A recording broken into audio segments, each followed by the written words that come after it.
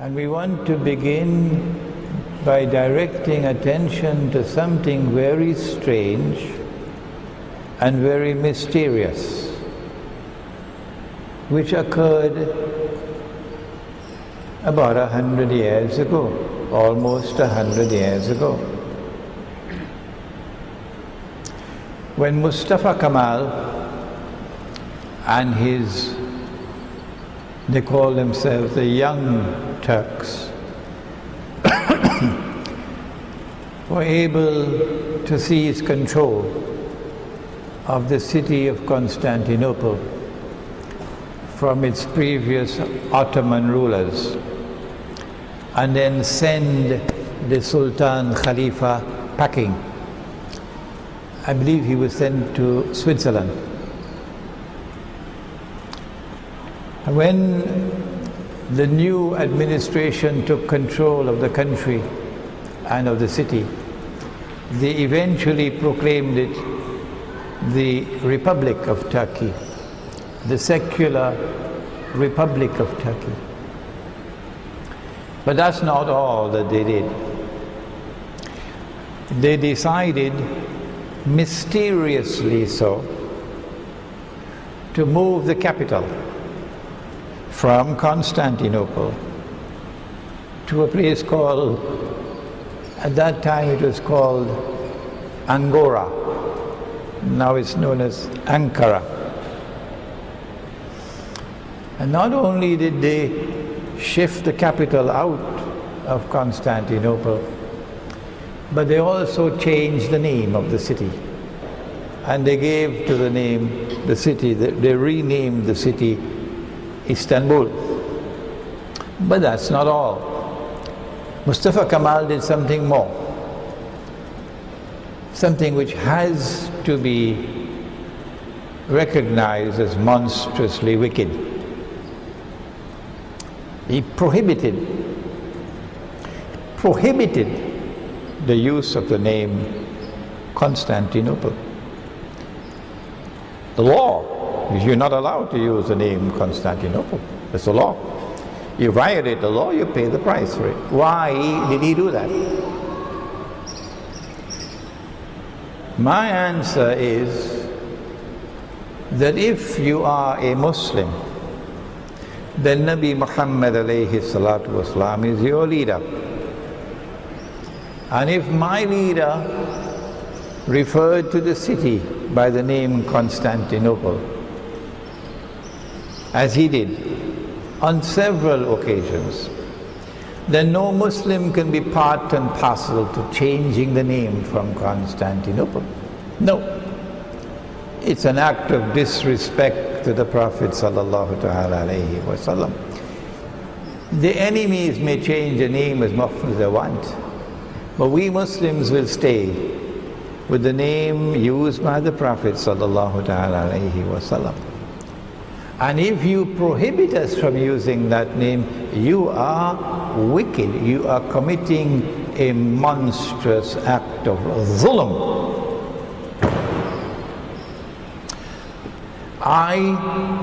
Because I follow Muhammad alayhi salatu wasalam, for the rest of this lecture, I am not going to use the name chosen by Mustafa Kemal. For the rest of this lecture, I'm going to use the name that Muhammad alayhi salatu wasalam used when he said, لَتَفْتَحَنَّ الْقُنْسْتَنْتِنِيَّةِ. You will most certainly conquer Constantinople. Why did they change the name? I would like to suggest to you that the answer to that question is located in ilmu Akhir Zaman. That when you study ilmu Akhir Zaman or Islamic eschatology, you will quickly realize that the conquest of Constantinople prophesied by Nabi Muhammad alayhi salatu wasalam has not as yet taken place. And we will prove that tonight. inshallah. That conquest of Constantinople is still to come. But it was part and parcel of the strategy of those who took over from the Ottoman Empire to conceal what is to come, to throw dust in our eyes so that we would forget the subject. We would be lazy in our study of the subject, and we would uncritically assume, in ignorance assume, as so many scholars of Islam have assumed, and it's there in black and white on the internet, they can't erase it now, that they concluded that the conquest of Constantinople by the Ottomans in 1453 fulfilled the prophecy. That's the mountain of a mistake which they made, and they will live to regret that mistake. And so they changed the name of the city in order to obscure the subject. They prohibited the use of the name Constantinople in order to obscure the subject, that we would forget about it. But when the conquest of Constantinople does take place, and from tonight we hope that the subject is going to come back to center stage in the attention of the world, because we now have the internet, we have YouTube to reach all over the world. That when even non-Muslims learn that the Prophet of Islam has prophesied that that city of Constantinople is going to be conquered in the future, and as events move in that direction, the implication would be that Muhammad sallallahu ta'ala alayhi wasallam will be returning to center stage in the world, because no one else, not a single voice in the whole world, the history of the world, none has ever said that Muslims are going to conquer Constantinople in Akhir Zaman. This is going to cause NATO to have difficulty in digesting their food. This is going to cause Washington and London and Jerusalem and the so-called Islamic government in Turkey to have difficulty in digesting their food, because Muhammad alayhi salatu wasalam is now returning to center stage in the world, after they have spent all this time and effort waging war on Islam, demonizing Muslims, demonizing Muhammad alayhi salatu wasalam. All of that is now going to be pushed aside as Muhammad alayhi salatu wasalam returns to center stage and the Turkish government is exposed. What is the methodology that we will adopt in dealing with this subject of the conquest of Constantinople in Akhir Zaman? There are some verses of the Qur'an which are plain and clear. They're called muhkamat. But Allah also sent other verses of the Qur'an which are not plain and clear, and which have to be interpreted. And these are called the mutashabihat. So too with a hadith. Sometimes a hadith is plain and clear, muhkam. A city is going to be conquered and the name of the city is given, Constantinople. But sometimes the hadith is not plain and clear. For example, that a Khalifa would die and there would be disagreement concerning succession. Everybody, of course, already know what that applies to. A Khalifa would die and there will be disagreement concerning succession. And while those disagreements are being played out, a man will emerge out of Medina and hurry to Mecca. And in Mecca he'll be proclaimed as Imam al-Mahdi.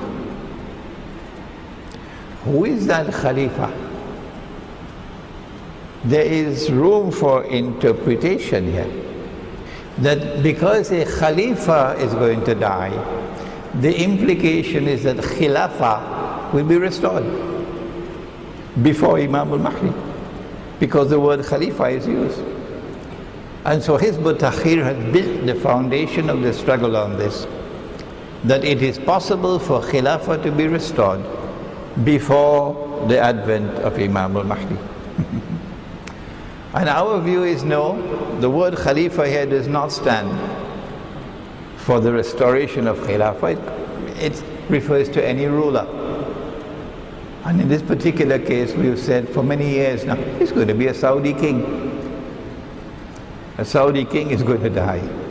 And then you're going to see all the infighting amongst all the princes, which has already started.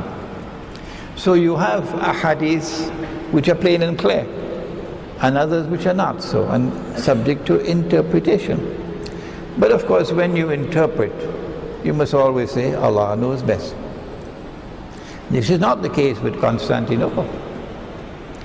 There are several ahadith in which Nabi Muhammad alayhi salatu wasalam refers to the city by name when declaring that it will be conquered.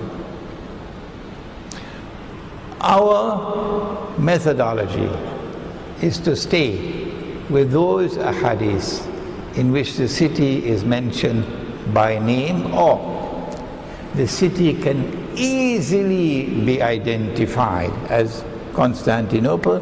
There is no room for different interpretations.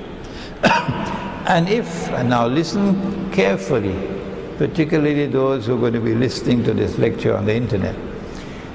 If there are ahadith which refer to a city, but it is plain as daylight that it is not clear, it is subject to interpretation, and some people assume that that city is Constantinople, while others say no, it's a city in Syria, etc. Then we ask the question, where is the sunnah of literary consistency?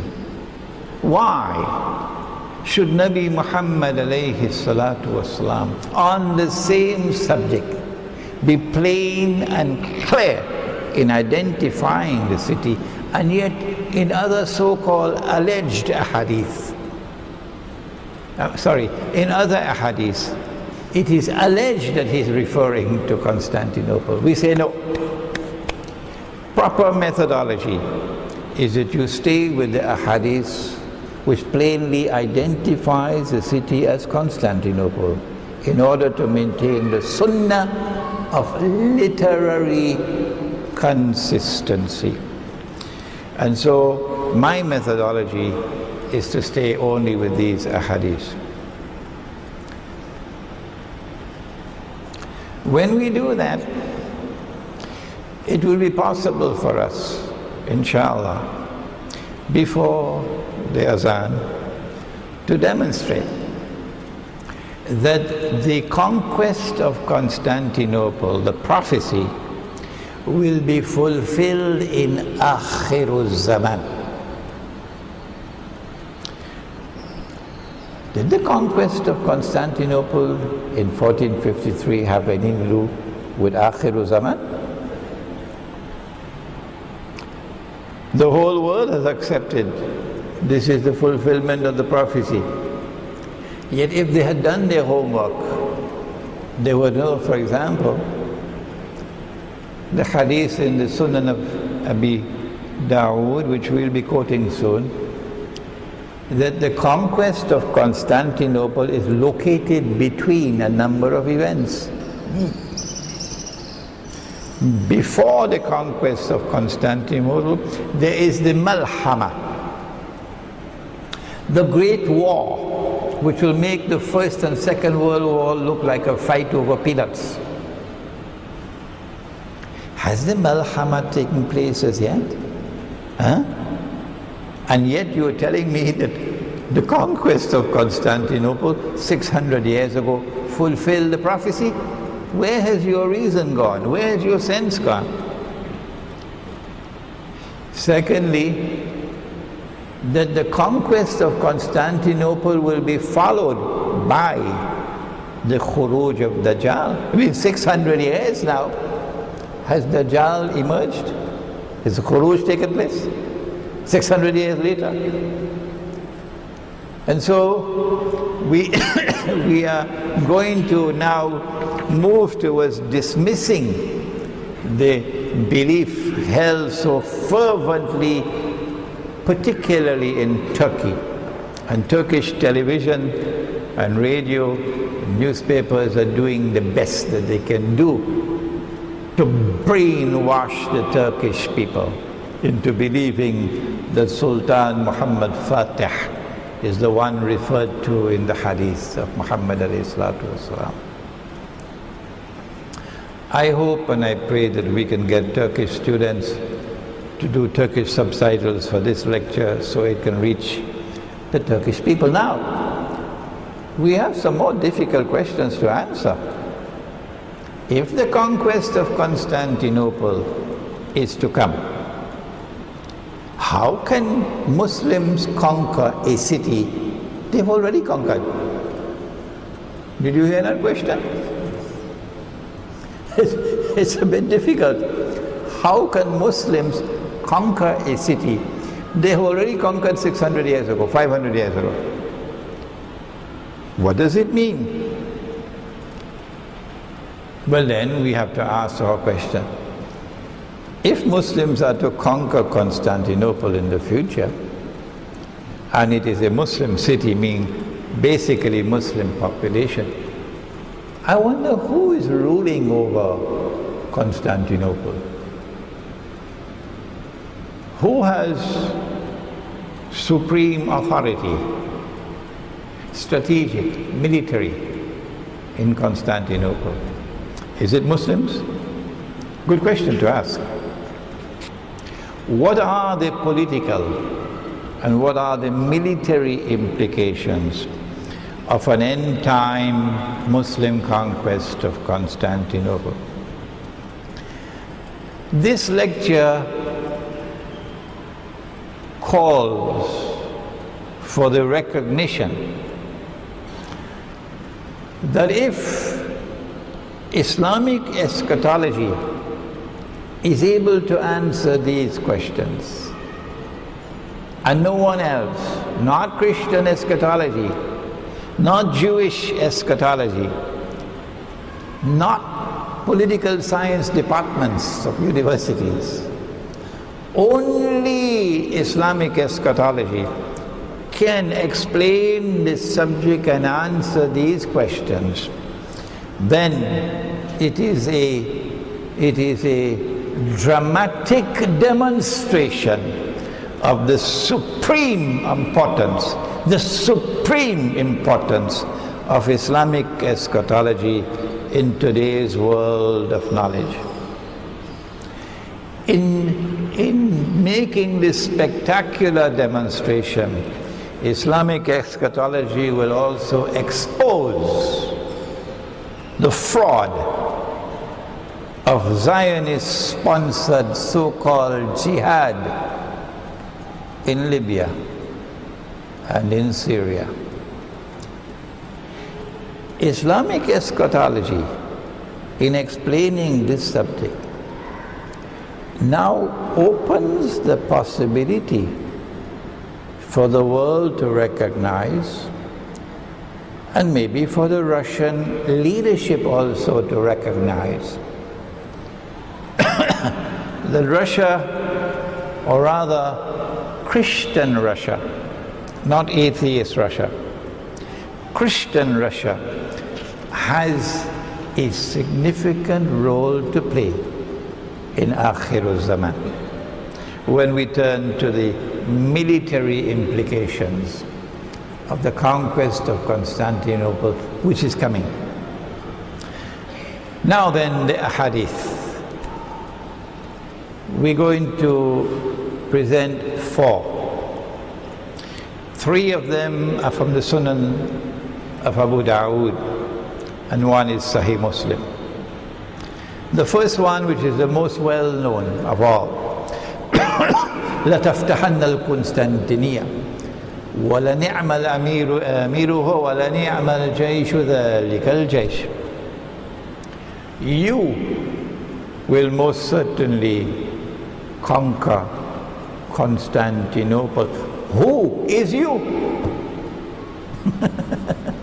You meaning Muslims. You. And Muslims who have the Qibla in Makkah, not Washington. Huh? Muslims who are faithful to the Qur'an and Sunnah.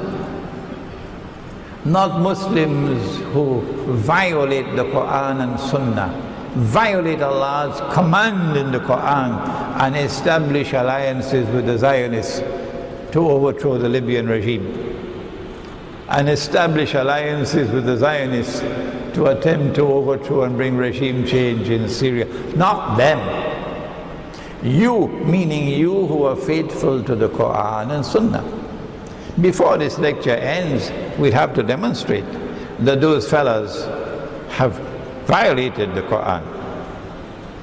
And so Constantinople is going to be liberated by Muslims, but it'll also be liberated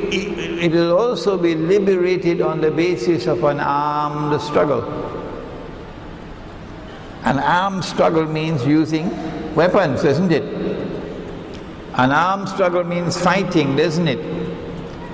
And that's why Nabi Muhammad ﷺ has praised the army. وَلَنِعْمَ الْجَيْشُ ذَلِكَ الْجَيْشُ. He's praised the army. And the commander-in-chief of the army, the Amir, has to be a supreme strategist. A man who is capable of leading that army successfully. And so we're talking about a military conquest of Constantinople. That's plain and clear. I don't think anybody will argue with that. The reason why I have to do this is because there are other ahadith which do not mention Constantinople by name, which give a different picture. Hadith number 2. It is also from the Sunan of Abu Dawood.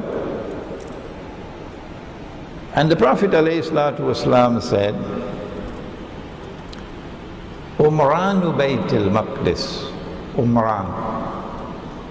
At that time when Jerusalem is overflowing with construction, it's built up. Jerusalem is a booming city, booming. So construction, booming state. Jerusalem is flourishing. All of this in Umran. And so Jerusalem moving to center stage. At that time, when this happens, and this is now happening, it wasn't happening 600 years ago, was it? You're very quiet, aren't you? Umranu Baytul Maqdis, Kharabu Yathrib. Umranu Baytul Maqdis, Kharabu Yathrib. At that time when Jerusalem is flourishing, booming, center stage. Construction everywhere. At that time, Yathrib or Medina will be in a forlorn state of desolation. Kharab, forlorn state of desolation, meaning playing absolutely no role, either in Islamic affairs or in world affairs. A forgotten city. At that time, when Yathrib is in a state of forlorn desolation, Khurujul Malhama, at that time, the great war will take place, the Malhama.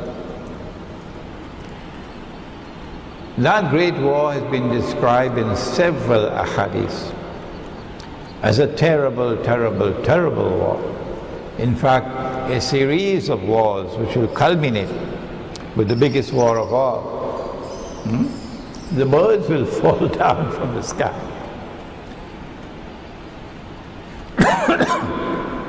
That Malhama has not as yet taken place. But when it does, it's going to make the First World War and the Second World War look like a fight over peanuts. And then the hadith goes on to say, and this is going to be explained in greater detail in the fourth hadith is coming. Khurujul Malhama, Fathul Constantinia. That it is only after you have experienced the Malhama, only then would the conquest of Constantinople take place. And then the hadith ends that the Fathul Constantinia, Khurujul Dajjal, that when Constantinople is conquered, that will be followed by the Khuruj of Dajjal. The release of Dajjal and the Khuruj of Dajjal are two different things. I explained it last week in a lecture entitled Dajjal and Symbolism, which is on YouTube, so you might want to go there for the explanation. Dajjal was released in the lifetime of the Prophet ﷺ. You cannot explain the world today without Dajjal. You cannot explain the modern feminist revolution without Dajjal. You cannot explain women dressed and yet naked without Dajjal. You cannot explain women dressed like men without Dajjal. You cannot explain riba, taking control of the world economy without Dajjal. You cannot explain paper money, bogus, fraudulent, haram paper money, taking control of the monetary system around the world without Dajjal. You cannot explain the liberation for the Jews of the Holy Land, 1917. The return of the Jews to the Holy Land to reclaim it as their own, 1917 to 1948. The restoration of a state of Israel in the Holy Land in 1948. And that Israel constantly growing and growing and growing in power until today it is poised to replace the United States of America as the next ruling state in the world. You cannot explain all of these things without Dajjal. You cannot explain that the US dollar is going to collapse soon and bring down the whole world of paper money. You can't explain these things without Dajjal. Dajjal was released in the lifetime of the Prophet ﷺ. But you cannot see him because he's not in our world of space and time. But when he is in our world of space and time, he emerges as a human being, a Jew, J-E-W, Jew. A young man, powerfully built, curly hair, meaning the curls at the side. And he will declare, I am the Messiah. This is the Khuruj. Similarly with Gog and Magog. I wrote my book on Gog and Magog, I don't know, 4 or 5 years ago. But Islamic scholarship seems to have a problem. No. Gog and Magog will only be released at that time. No, you're making a mistake. You cannot explain the universal facade in every sphere of life today without Gog and Magog. The release of Gog and Magog took place in the lifetime of the Prophet ﷺ. But the khuruj of Gog and Magog will come at that time when Nabi Isa ﷺ has killed Dajjal. And then Allah subhanahu wa ta'ala sends Gog and Magog in the hadith of Sahih Muslim. And so it is plain from this hadith that the conquest of Constantinople 600 years ago, or 500 years, more than 500 years ago, had absolutely nothing whatsoever to do with the fulfillment of the prophecy of Prophet Muhammad ﷺ. We come to a third hadith now. At least one scholar has declared that it is da'if, but he's only one. There are many others who do not share his opinion. But the Prophet ﷺ said, Sunan of Abu Dawood again, he said that the Great War, the Malhama, the conquest of Constantinople, and the khuruj of Dajjal will all take place within a period of 7 months. 500 years ago. This is 7 months. If that was the conquest of Constantinople in 1453, then 7 months after it occurred, the khuruj should have taken place.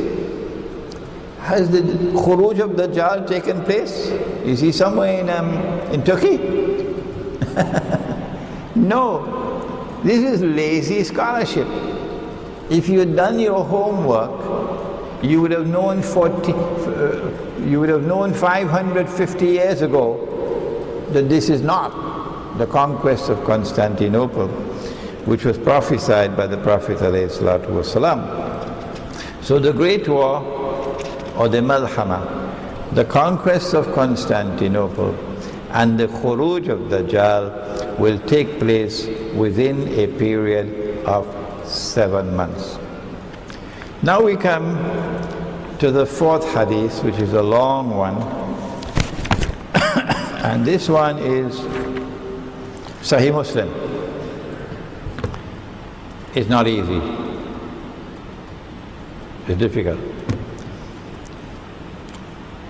It is narrated by Abu Huraira radiyallahu ta'ala anhu, who says that the Messenger of Allah sallallahu ta'ala alayhi wa sallam said that the sa'ah, or the hour, will not arise until Rome has landed, come down, in Al-A'maq wa Ad-Dabiq, 2 places. And then an army from Medina will come out to them, and it will be from the best people of the earth in that age. And when they line up against each other, Rome will say to the Muslims, "Do not stand between us and those of you who have captured some of our women in war." So the army of Rome will comprise women as well. We want to fight against them. The Muslims will say, "No, by Allah, we will not give you free access to our brothers."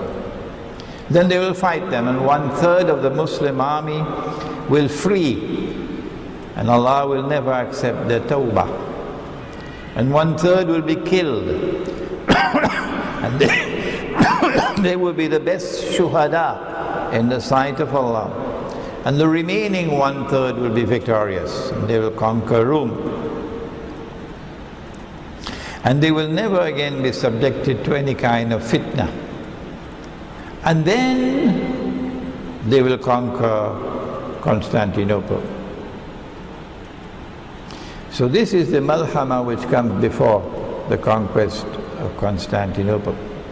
And while they're dividing the booties of war, having hung their swords on olive trees, Shaitan will scream to them, Al-Masih Ad-Dajjal has taken over your place. That is Al-Masih Ad-Dajjal, but Shaitan will say Al-Masih has taken over your place in your families you left behind.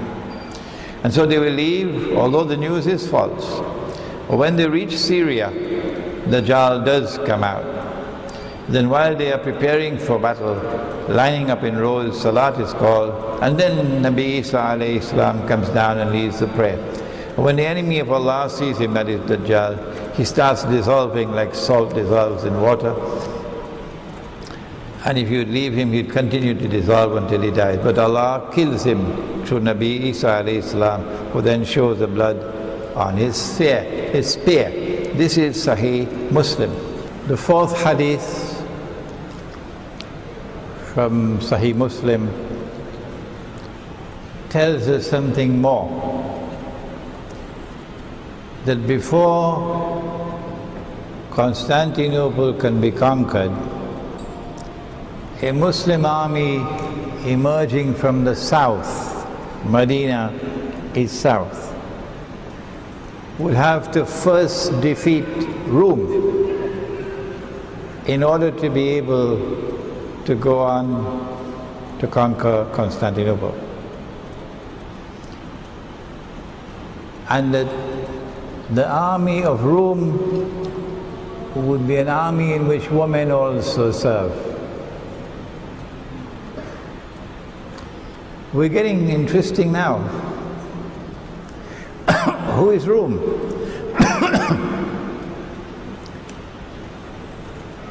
When we go to the Qur'an, we get one answer very clear.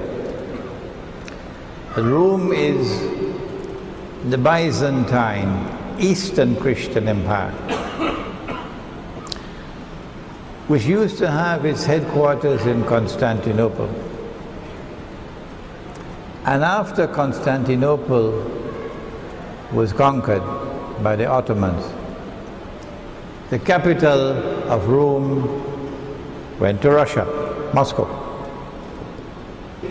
When the Qur'an describes and identifies Rome with Eastern Christianity, that does not mean that it has exhausted the subject.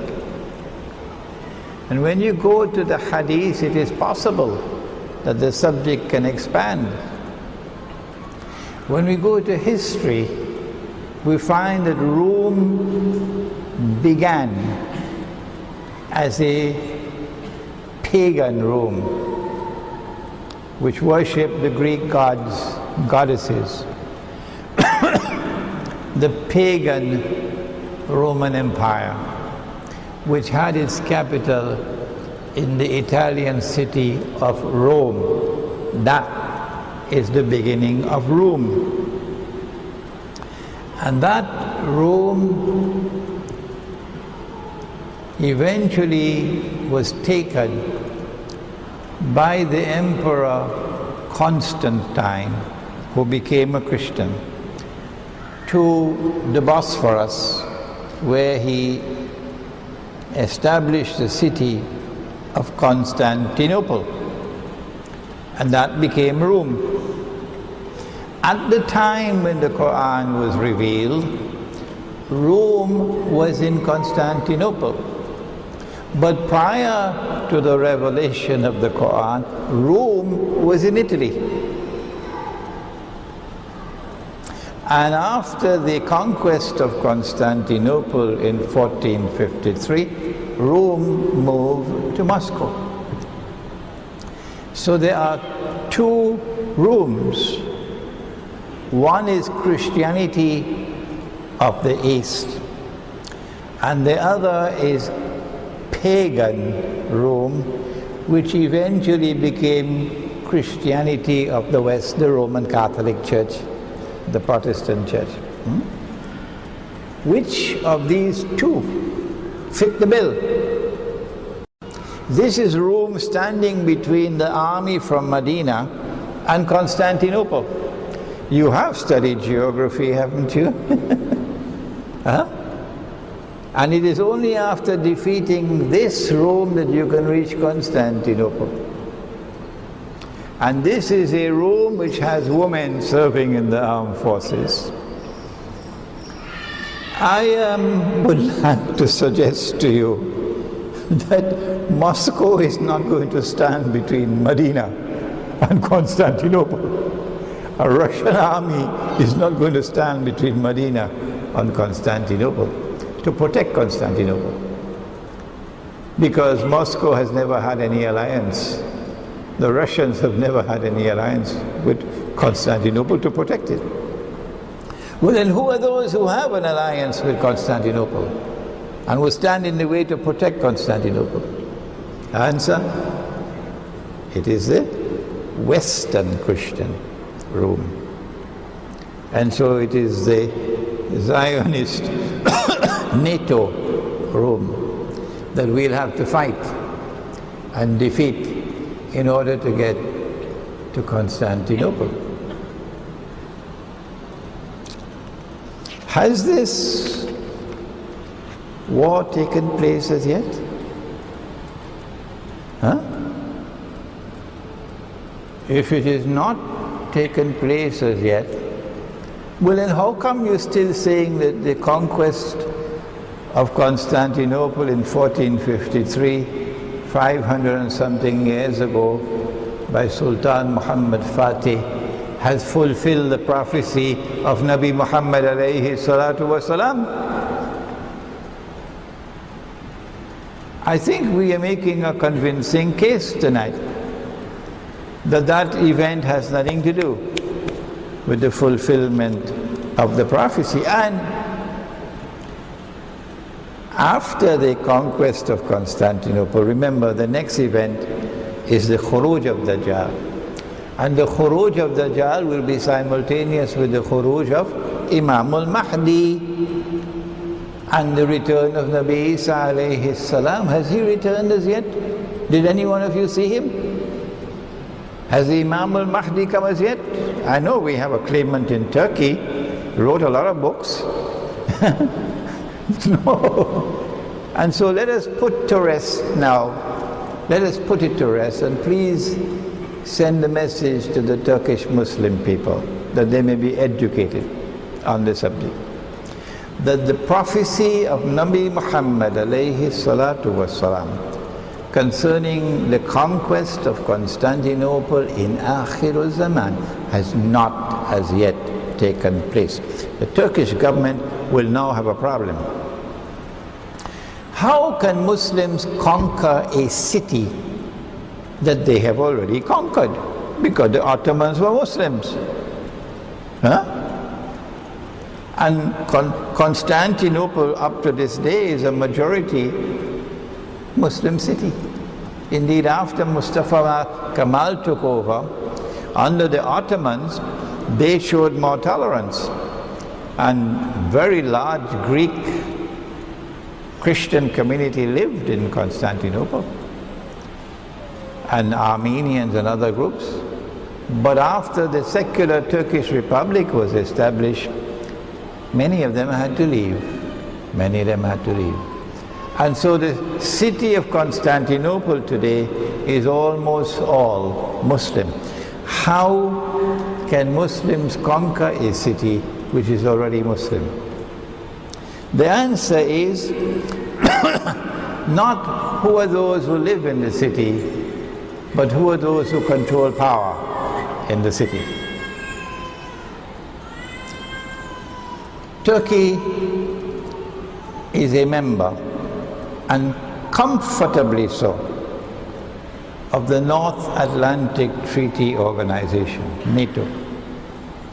And NATO is the military arm of the Zionists. NATO wages wars on behalf of the Zionist state of Israel. Are we allowed to make an alliance with NATO? For this we have to go to Surah Al-Ma'idah. I'm sorry, you may have heard me on this several times in the past. Please be patient and hear me one more time. Don't take a verse of the Qur'an in isolation. Don't take a part of an ayah in isolation. No, go to the totality. Surah Al-Ma'idah, verse number 51, and Allah subhanahu wa ta'ala says, do not, O you who have faith in Allah, do not take the Jews and do not take the Christians as your friends and allies. لا تتخذوا اليهود والنصارى أولياء. And we ask the question, pertinently, is Allah speaking about all Jews and all Christians? Or is He speaking about some Jews and some Christians? When you go to the totality of the Qur'an, the answer becomes very clear that He could not possibly be speaking about all Jews and all Christians. No, many verses of the Qur'an. Well then, if He was not speaking about all Jews and Christians, which Jews and which Christians is He speaking about? When He says, do not take the Jews and do not take the Christians as your friends and allies, your awliya. The answer is there in the words which follow. It is because of bad methodology that we never saw the answer.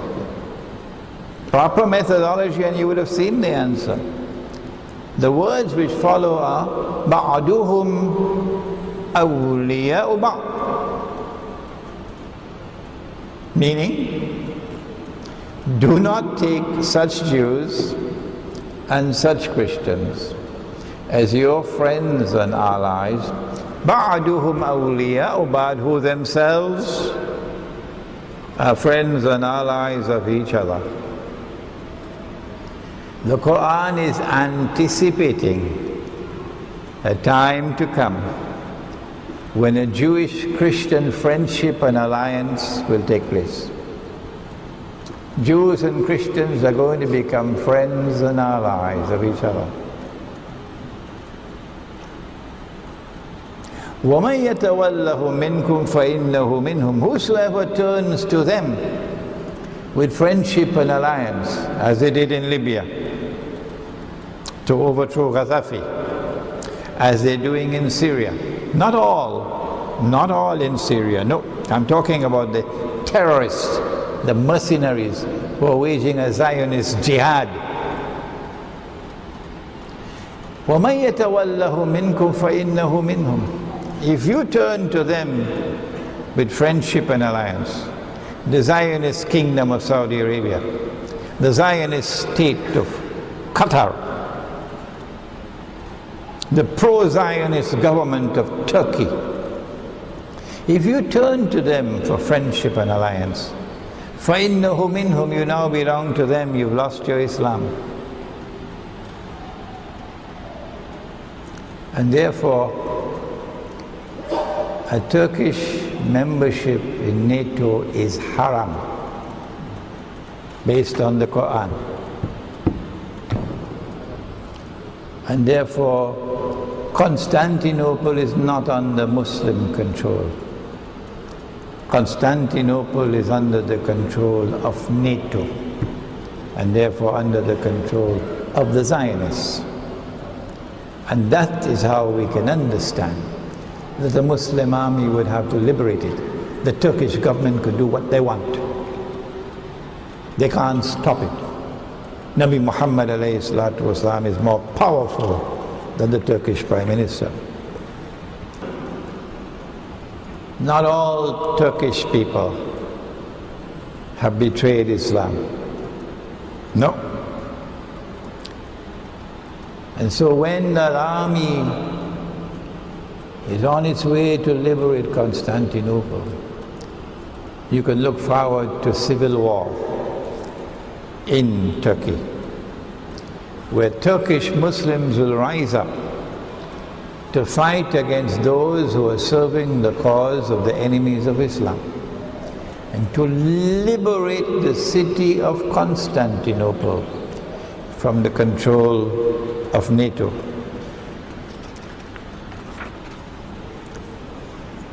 What are this kind of political and military analysis?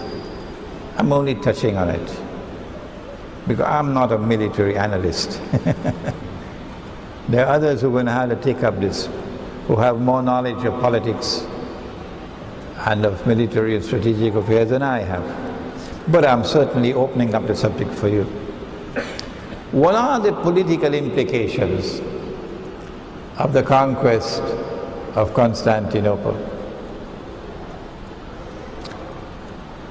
When Sultan Muhammad Fatih conquered Constantinople, the first thing that he did when he entered the city was to take the greatest cathedral ever built in Christendom, Hagia Sophia, which is the heart of Byzantine Christianity. It was in existence for more than 1,000 years as the premier cathedral in the Christian world. And Sultan Muhammad Fatih, in an act which I have regretfully to describe as shameful and monstrously sinful and stupid, I regret having to use this language, but somebody has to do it. Somebody has to do it. He brought shame and disgrace on the world of Islam when he took that Christian cathedral, a functioning cathedral, not an abandoned building, and transformed it into a masjid.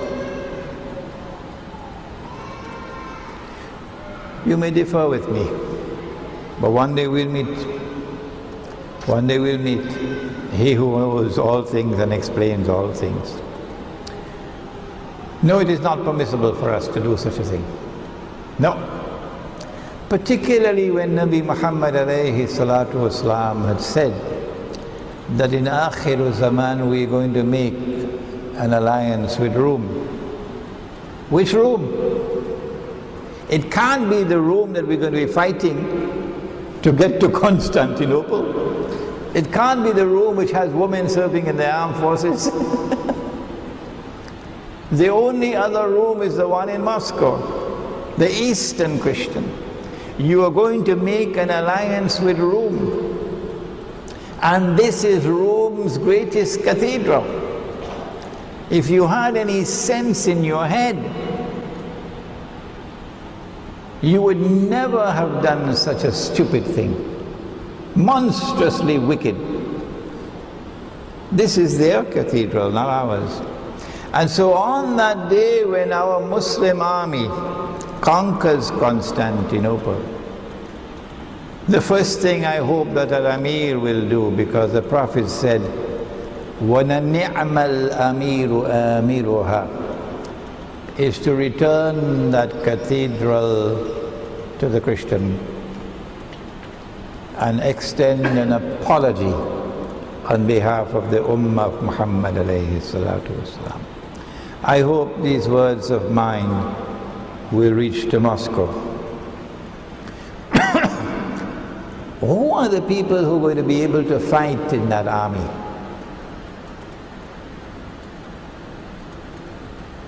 Who are those who are going to be waging the jihad? Coming out of Medina, yes, but everybody else are going to join. Will it be the so-called Mujahideen who made an alliance with the Zionists to overthrow Gaddafi in Libya? Will it be the so-called Mujahideen who are now in alliance with the Zionists and with Saudi Arabia and Qatar and Turkey to overthrow the regime in Syria. I am not a supporter of the Syrian regime, so don't make that mistake. I'm talking about being in alliance with these people. And you going to be in this army? No, not possible. Because we no longer consider you to be a part of us. وَمَنْ يَتَوَلَّهُمْ مِنْكُمْ فَإِنَّهُ مِنْهُمْ. You now belong to them. You do not belong to us. So this army is not going to comprise of people who are allies of the Zionist West. Now before we end, we want to turn to the military implications, and this is where I have to admit that I am still inadequate to deal with the subject comprehensively. I want to suggest that the Malhama is going to witness nuclear war, and that nuclear war is going to destroy all capacity for electronic war.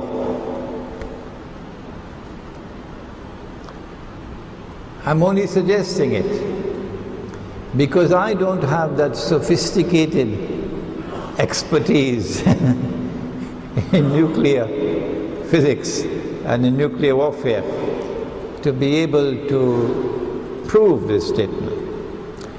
But that nuclear warfare in the Malhama is going to have a destructive impact on all electronic appliances. And so aircraft which are dependent upon electronics, aircraft won't be able to function again after the Malhama. And so aerial warfare will now be largely eliminated. What remains of the two combatants, the Russian-led alliance and the Anglo-American-led alliance, what remains of them after the Malhama? If war is to continue, it'll have to be on the land and the sea. And if it is to continue on the land and the sea, then what is the importance of Constantinople? If you look to the north of Constantinople, you see the Black Sea, and south of Constantinople is the Mediterranean Sea. And if the Russian Navy is to be engaged in any war against Israel, the Russian Navy will have to pass through the Black Sea and then through the Bosphorus to get to the Mediterranean Sea. Allah subhanahu wa ta'ala, who has knowledge of all things and all that is to come, so He knows all of Akhir Zaman. Allah subhanahu wa ta'ala created this waterway between the Black Sea and the Mediterranean Sea, a strip of water called the Bosphorus. And whoever controls Constantinople controls the Bosphorus. And whoever controls Constantinople and controls the Bosphorus have their hands around the neck of the Russian Navy. And this is why the Anglo-American Zionist Alliance always wanted to have a friendly regime in Constantinople. And the Ottomans were precisely that friendly regime. They never fought against Britain and France. They always fought against Rome of the eastern kind, not the western kind. That was the Ottoman rule. And then, when the First World War took place, and now the time has come for the destruction of the Ottoman Empire, they don't need it anymore. It has served its purpose. The Ottomans made an alliance with Germany instead of with Britain and France, with Germany. Strangely, because they were always friends and allies of Britain and France. But this time Germany. And Britain and France made an alliance with Russia. The First World War, 1914. And in that war, Britain and France made a secret agreement with Russia that if we win this war and we conquer Constantinople, then Constantinople will go to Russia. Russia was very pleased to get back the capital city of Byzantium. By 1917, it was clear that they were winning the war and that Russian troops were moving towards Constantinople. The Jews then launched their Bolshevik revolution, timing it to perfection. It was a Jewish revolution to destroy and to kill the Russian monarchy, the Tsar, take over the government. And when the Bolsheviks took over the Russian government, the first thing that they did was to withdraw Russia from the war. Why? Because they do not want Russia to get Constantinople, that's it. So they forced Russia to withdraw from the war because they're in charge now. They then went on to do something else. They published all the secret agreements between Britain and France on the one hand and Russia on the other hand, that in the event of a victory, Constantinople will go to Russia. And then, having withdrawn Russia from the First World War, Mustafa Kemal then got the chance to take over Constantinople and to hand it to NATO eventually. Because this Bosphorus is a strategic military passageway of strategic naval importance if Russian Navy is to be kept in the Black Sea and not allowed into the Mediterranean Sea. So you must always have a regime in Constantinople hostile to Russia.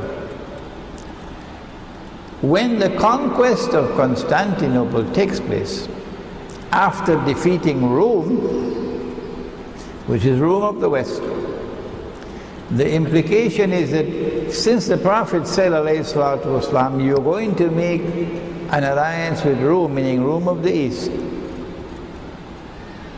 but the Russian Navy, because now aerial warfare no more, the Russian Navy will now have free passage through the Bosphorus, could enter into the Mediterranean Sea, and that will turn the balance of power, naval power, in the Mediterranean, and make it a more equal and even-handed fight, which eventually will lead to the destruction of the Zionist state of Israel.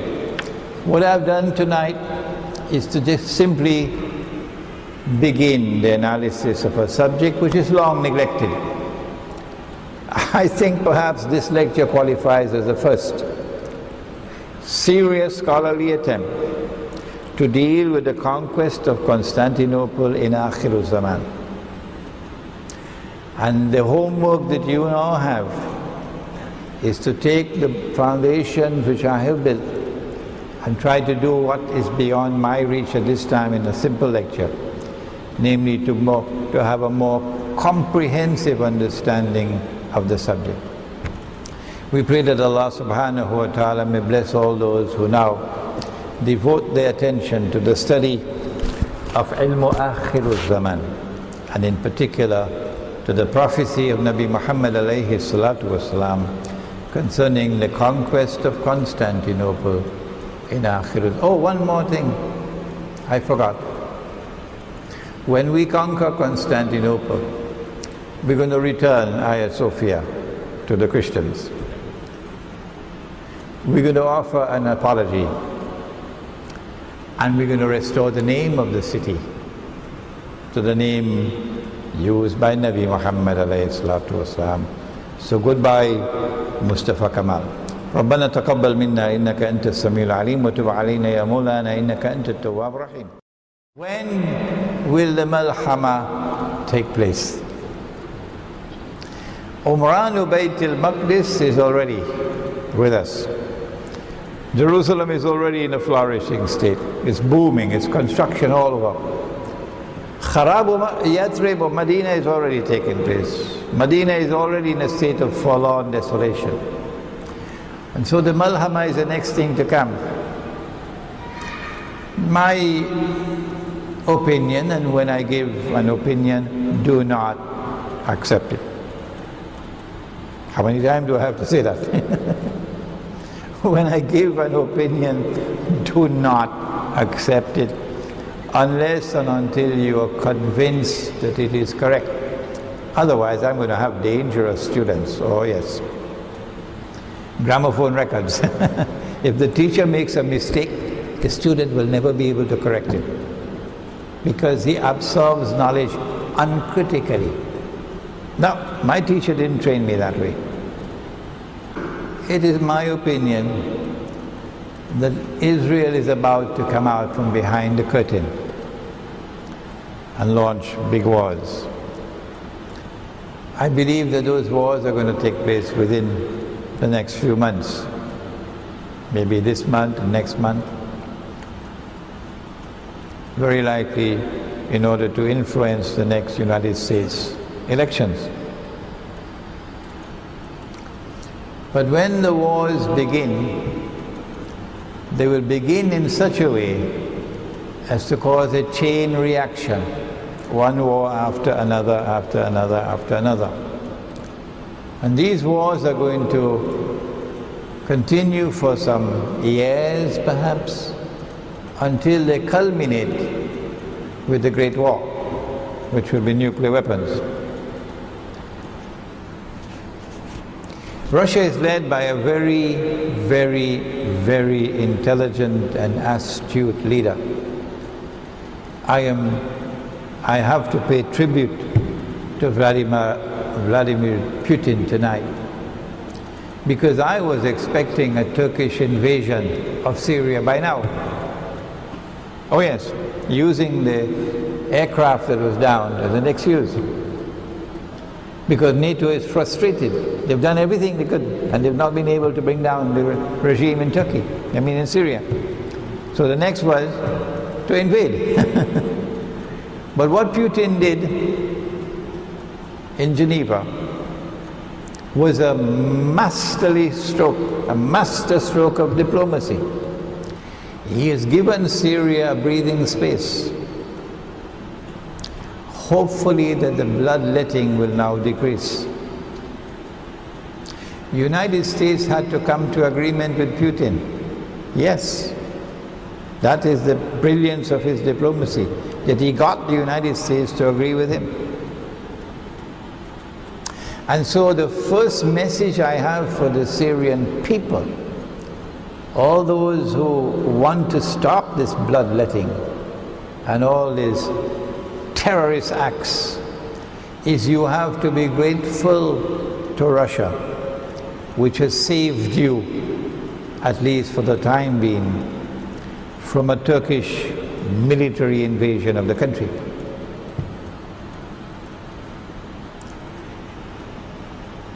The Russian government knows that the Syrian regime cannot survive. It doesn't have religious legitimacy. It doesn't have moral legitimacy. No. It has been an oppressive regime.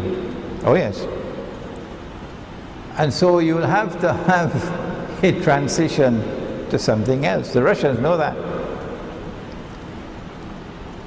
The answer to the problem now is for the Syrian Muslims to recognize that Putin has given to them an opportunity.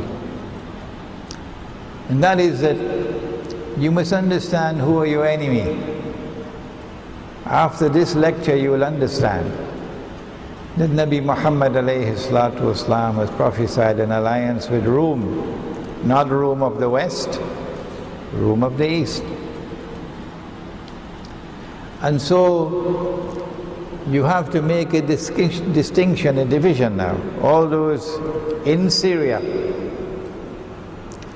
who remain opposed to Zionism and the Zionist state of Israel and the Anglo-American Zionist Alliance and NATO,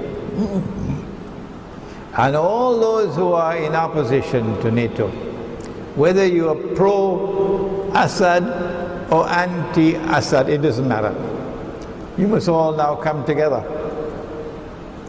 in a constitutional conference and work out an agreement for you to come together as one body to oppose these who have come in with Saudi money and Saudi arms and Qatari money and Qatari arms and Turkish money and Turkish arms to fight on NATO's behalf and to fight on behalf of the state of Israel to bring about a regime change in Syria as you did in Libya.